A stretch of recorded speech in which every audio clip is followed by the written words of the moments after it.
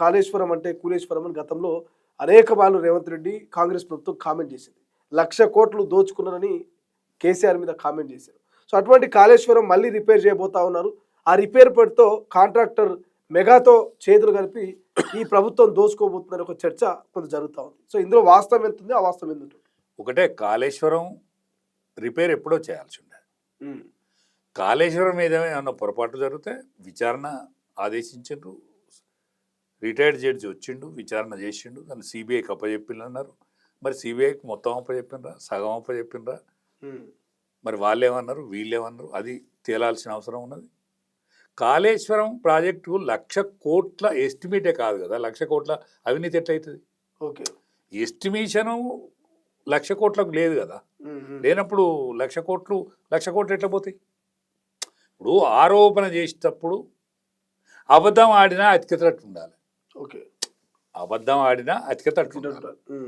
అందులో కొంత జరిగిన మాట వాస్తవం అని అంటాను. దాన్ని నెగ్గు తెలుస్తుంది. సాక్షాత్ జడ్జి ఇచ్చిండు, పోతే నిపుణులతో ఆలోచన చేసిండు, ఒక రిపోర్ట్ ఇచ్చిండు. ఆ రిపోర్ట్ మీద విచారణ కూడా జరిగింది. అది ఏదైతే దోషులు ఎవడైనా కూడా చట్టానికి చుట్టం ఎవడు కాదు, అది జరగాల్సిందే. దాని మీద స్పీడ్ పెంచాల్సిందే. కానీ ఆయన రిపేర్ ఏదో ఉన్నదో ఎప్పుడో చేయాల్సి ఉండే. అధికారంలోకి వచ్చి 2.5 ఏళ్ళు అయితే ఉన్నది. నీకు రాగానే తెలిసింది కదా. ఇప్పుడు నీకు చెరువు గడ్డిపడ్డప్పుడు ఏంటన్నా అనగట్టేస్తావా? దానికి వేసుకోవాలి కదా, బండనేస్తావు కదా. మరి అట్లా చేయాల్సిన అవసరం ఉండే అలా పొరపాటు చేసిండు. ఇప్పుడైనా నిజాయితీగా చేయి. నీ మీద కూడా మళ్ళీ అవినీతి ఆరోపణలు రాకుండా చూసుకో. అచ్చా, నీ మీద మళ్ళీ కమిషన్ వేయకుండా చూసుకో. ఎందుకంటే కమిషన్ వేసిన మాట నిజమే కదా, కమిషన్ జడ్జిను నియమించిన మాట నిజమే కదా, ఇన్ని రోజులు రాద్ధాంతం జరిగిన మాట నిజమే కదా. నీ మీద మళ్ళీ రాద్ధాంతం జరగకుండా చూసుకో. ఓకే, అంటే అట్లా అవకాశం ఉంటుందంటారా? గత ప్రభుత్వం మీదనే అవినీతి ఆరోపణల మరకలు వచ్చినాయి, మళ్ళీ ఈ ప్రభుత్వం రిపేర్ పేరుతోటి కాంట్రాక్టులతో కుమ్మక్కై దోచుకునే ఛాన్స్ ఉందా, లేకపోతే ఇది ఉత్తర ప్రచారం అనుకోవాలి? ఒక్కటేనే 11 సంవత్సరాలు, 11 12 అవుతుంది, 11.5 అవుతుంది. 12 అవుతుంది. ఏది కేంద్ర ప్రభుత్వం అని 12 అవుతుంది కేంద్ర ప్రభుత్వం అని. ఈ 12 సంవత్సరాలు తప్ప స్వతంత్ర భారతదేశంలో ఎన్నడైనా అవినీతి జరిగింది కదా, ఎవడైనా కమిషన్ లేచింది కదా. సుప్రీంకోర్టు జడ్జితోటో, హైకోర్టు జడ్జితోటో, నిష్ఠాతులతో ఎవ్వలమైనా జరిగింది కదా. ఒక్క 12 సంవత్సరాల బీజేపీ ప్రభుత్వం మీదనే, ఆ వాజ్పేయి గారు 6 సంవత్సరాల ప్రభుత్వం మీద కానీ ఎన్నడూ అవినీతి మరకపడలే. ఇప్పటి వరకు అవినీతి మరకపడని ప్రభుత్వం లేదు కదా. ఇప్పుడు చంద్రశేఖరరావు గారు కొంత డెవలప్ చేసినమాట వాస్తవం.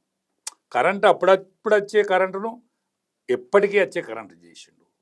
ఇవాళ నీళ్ళల్లో అవినీతి జరిగిందా జరగలేదా ఏది కాళేశ్వరంలో, కానీ ఇవాళ మలన్న సాగర్తో మంచినీళ్ళు తాగుతాను హైదరాబాద్.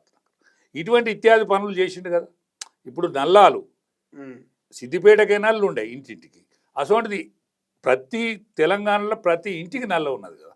అందులో అవినీతి ఏం జరిగిందా అనేది దాన్ని పరిశీలించాల్సిందే, శిక్షించాల్సిందే. అవినీతి అధికారులు చేసినలా, లేకపోతే రాజకీయ నాయకులు చేసినలా వాళ్ళని శిక్షించు. కానీ నువ్వు కూడా అవినీతికి పాల్పడకుండా చెయ్యి. నువ్వన్నా చక్కగా చెయ్యి, ఒక బాట, మంచి బాట అని నా ఆలోచన, నా విజ్ఞప్తి. గతంలో ఇది పనికే రాదు, దీన్ని రిపేర్ చేయాల్సిన అవసరం లేదు అన్నట్టు కొన్ని కామెంట్లు వచ్చినాయి. సో అట్లాంటిది ఇప్పుడు రిపేర్ చేయడానికి ముందుకు వెళ్తున్నారంటే ఏదైనా అంతరార్థం ఉండొచ్చు అంటారా? ఒకటే, ముడ బుద్ధివంతరాలు అయితే మంచిదే కదా. ఇప్పుడు ఆయన సోయికి వచ్చిండు, ఓకే, ఎప్పుడో చేయాల్సిన పని ఇప్పుడు చేస్తానంటాడు, సంతోషం. కానీ నీ మీద ఆరోపణ రాకుండా చూసుకో. అసలైన తొలి వెలుగు. ఫాలో వాట్సాప్ @తొలి వెలుగు అఫీషియల్.